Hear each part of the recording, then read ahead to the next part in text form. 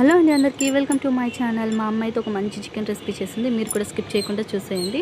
Rayalaseema chicken fry అనమాట. చాలా చాలా టేస్టీగా వచ్చింది. చూసారుగా, బిర్యానీ సామాన్లుకొని నెక్స్ట్ ఎండుమిర్చి, ధనియాలు, సోంపు వేసుకొని అయితే కొంచెం ఫ్రై చేసుకుందాం. ఫ్రై చేసుకున్నాక మిక్సీ చేసుకుందాం.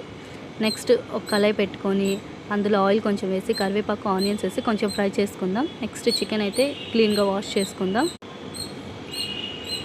నీట్గా వాష్ చేసుకున్న తర్వాత చూసారుగా, అది ఫ్రై చేసి అయితే మిక్సీ పట్టుకున్నా. అలాగైతే పొడి వస్తుంది మనకి.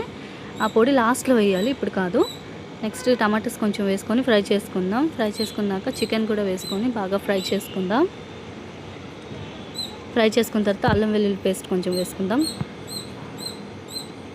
వేసుకొని మళ్ళీ ఫ్రై చేసుకుందాం. నెక్స్ట్ చికెన్ మసాలా కొంచెం వేసుకొని ఉప్పు, కారం, పసుపు అన్నీ వేసుకొని ఫ్రై చేసుకుందాం. నెక్స్ట్ చీని కూడా వేసాం మేము. అన్నీ వేసుకొని నీళ్ళు కొంచెం ఇంకిపోయిన దాకా బాగా ఫ్రై చేసుకుందాం. 80% అయితే కుక్ అయిపోవాలి. తర్వాత నెక్స్ట్ పొడి చేసుకున్నాం కదా, ఆ పొడి వేసి అయితే ఇంకా మరి 20% అయితే కుక్ చేసుకుందాం. Tasty tasty Rayalaseema chicken fry అయితే రెడీ అయిపోయింది. Bye bye.